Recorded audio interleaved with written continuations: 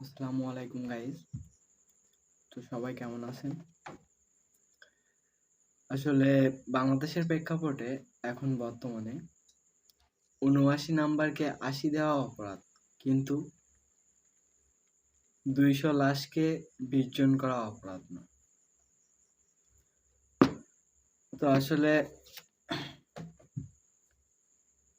আমাদের আগে যে নেত্রী ছিল শেখ হাসিনা, তাকে আন্দোলনের মাধ্যমে তাড়ানো হয়েছিল। তারপরে এই যে ডক্টর ইউনূসকে নিয়ে আসা হয়, আনি যে আমরা সঠিক বিচারটা পাবো, দেশের উন্নতি হবে এজন্যই।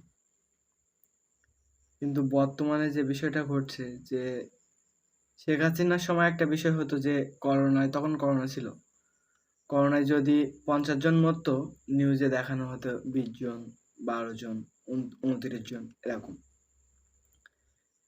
কিন্তু লাশ নিয়েও এরা রাজনীতি করে।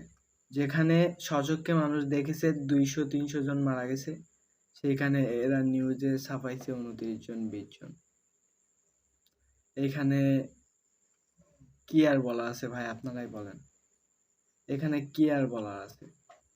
তো ভারত বাংলাদেশকে ভালো করে দেখতে না পারলেও আপনারা জানেন যে ভারত আর বাংলাদেশের মধ্যে এখন সম্পর্ক খুব একটা ভালো না। তো আজকে ভারত থেকে চিকিৎসক আসছে বাংলাদেশে, যে মাইলস্টোন স্কুল অ্যান্ড কলেজের শিক্ষার্থীদের চিকিৎসা দিতে। তো তাদের দেখেন মন মানসিকতা, তারা সহানুভূতি প্রকাশ করেছে আমাদের। তো তাদের প্রতি কৃতজ্ঞ জানাই অনেক। আর সরকারের কথা আর কি বলবো, আগেই তো ভালো ছিলাম, এখন তো দেখতেছি আরো খারাপ। তো যা হোক, সবাই মতামত জানাবেন, কথার মধ্যে ভুল থাকলে ধরিয়ে দিবেন। ভুল হতেই পারে, মানুষ মাত্রই ভুল হয়। সবাই ভালো থাকবেন।